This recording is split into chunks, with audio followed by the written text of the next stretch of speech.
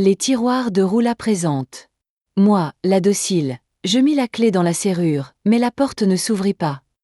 Une histoire inspirée du Liban de l'après-guerre civile, Destin de femme, récit original écrit et produit par Roula Hage. Bonne écoute. J'habite dans une petite chambre située sur la terrasse d'un ancien immeuble de Beyrouth. Je vis seule, pourtant j'ai une grande famille. Si quelqu'un s'invite chez moi par accident, je le reçois sur la terrasse, dehors. Je ne laisse personne entrer. Non, je n'ai pas peur, mais je me verrais sommée de consoler cette personne, tant elle serait attristée pour moi, et je n'ai plus la force de le faire. Il y a 30 ans, j'habitais dans une grande maison, à 3 kilomètres à vol d'oiseau de ma chambre. D'ailleurs, je n'ai pas choisi cette chambre au hasard. De ma fenêtre, je peux voir l'entrée de mon ancienne maison et la grande porte, là où je suis restée plus de 2 heures à crier et à pleurer.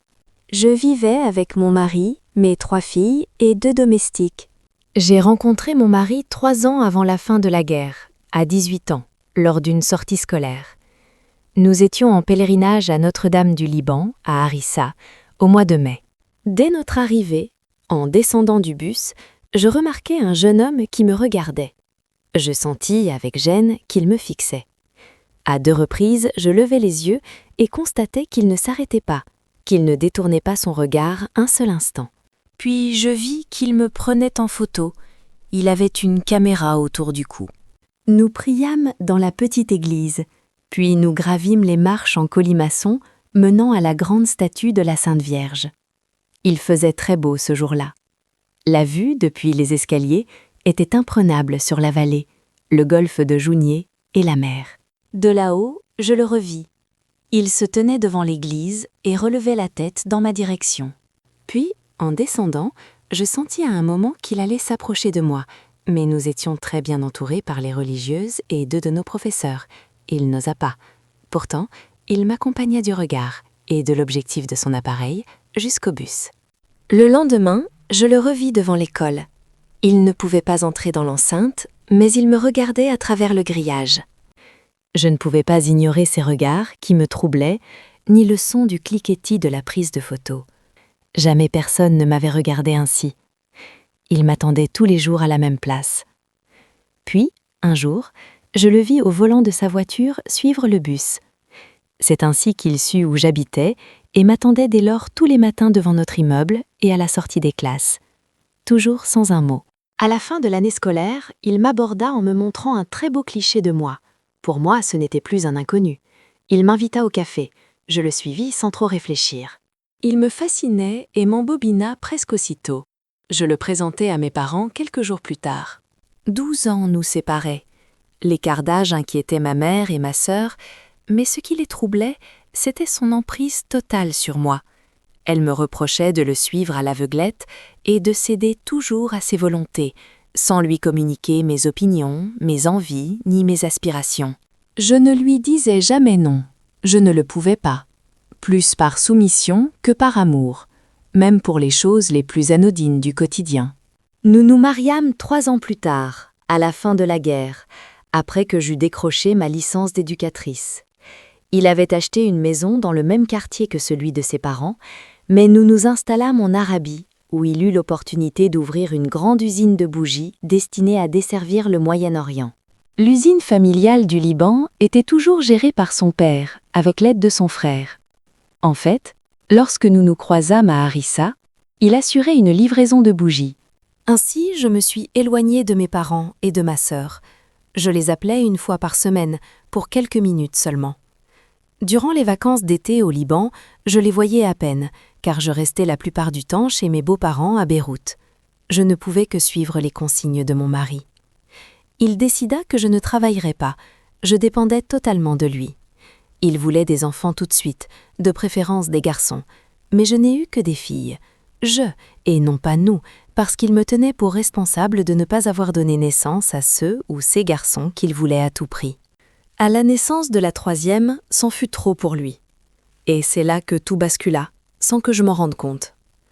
Durant cette période, nous étions rentrés définitivement au pays. Cependant, il voyageait souvent pour finaliser la vente de l'usine et régler les affaires administratives en suspens. Il demanda alors à ses parents de veiller sur nous. Ils étaient presque tout le temps chez moi, avaient une opinion sur tout, grondaient les domestiques pour un rien, me critiquaient à longueur de journée sur ma façon de m'habiller, d'élever les filles, et surveillaient chacun de mes gestes. Quand mes parents ou mes amis me rendaient visite, ils s'asseyaient avec nous et prenaient la parole à ma place. Peu à peu, tout le monde se lassa de venir chez moi, même ma propre mère. On m'étouffait, et moi, la docile, sans un mot, je ne réagissais pas. Un samedi matin, je me réveillai en sursaut à 6 heures, au cri de l'une des domestiques. C'était mon beau-frère qui s'était introduit chez nous sans prévenir, manifestement avec une clé, parce qu'il avait oublié sa veste la veille. Je décidai alors d'en parler à mon mari au téléphone. Pour la première fois, je lui exprimai ma gêne. À ma grande surprise, il parut compatir et me demanda de passer le week-end chez mes parents, le temps qu'ils rentrent de voyage, seul, sans les filles, pour décompresser et changer d'ambiance. C'est ce que je fis. Ma sœur, qui était déjà mariée, décida de se joindre à moi, et nous passâmes alors 2 super journées décontractées. Lundi, à 7 heures du matin, je rentrai chez moi comme convenu. Je mis la clé dans la serrure, mais la porte ne s'ouvrit pas. J'essayai une 2e, puis une 3e fois. Comme la porte ne s'ouvrait toujours pas, je décidai de sonner. Personne ne vint ouvrir. Je commençai à m'inquiéter. Je sonnais sur l'interphone. J'entendais la sonnerie, mais personne ne décrochait. Je criai le nom de mon mari. Il me répondit de derrière la porte. « Retourne chez tes parents. Notre histoire est terminée. » Je ne compris pas. Je lui dis. « Ouvre la porte, s'il te plaît. Je suis allée chez mes parents parce que c'est toi qui me l'as demandé. » »« Non, je ne t'ai rien demandé. C'est toi qui as décidé d'abandonner tes filles et de me laisser tomber. Va-t'en, déguerpis !»« Laisse-moi rentrer, je te supplie. Je ferai tout ce que tu voudras. Les filles ont besoin de moi. » J'étais sous le choc. Je frappais comme une folle à la porte en criant. Puis j'entendis mes filles pleurer et la voix de mon mari mêlée à celle de ma belle-mère. Je restai longtemps devant la porte, à frapper, à crier et à pleurer. Puis il me dit d'un ton ferme. « Si tu ne pars pas tout de suite, j'appelle les gendarmes. J'ai déjà entamé la procédure de divorce. Va-t'en !» Ainsi, je rentrai chez mes parents, complètement anéanti.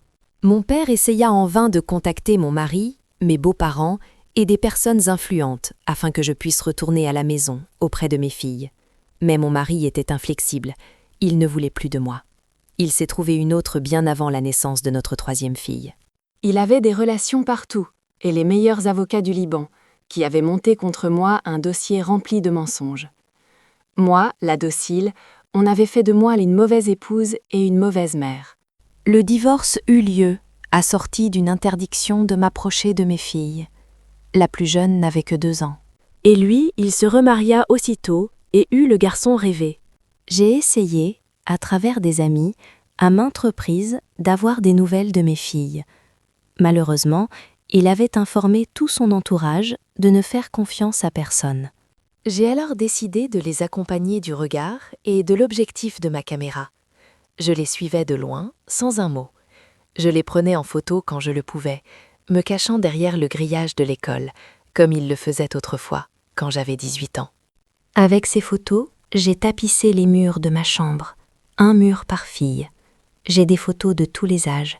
Ainsi, je les ai vues grandir autour de moi, sans un mot. Moi, la docile. Merci de votre écoute. N'hésitez pas à partager vos impressions en commentaire et à vous abonner pour découvrir d'autres contes et histoires. À bientôt!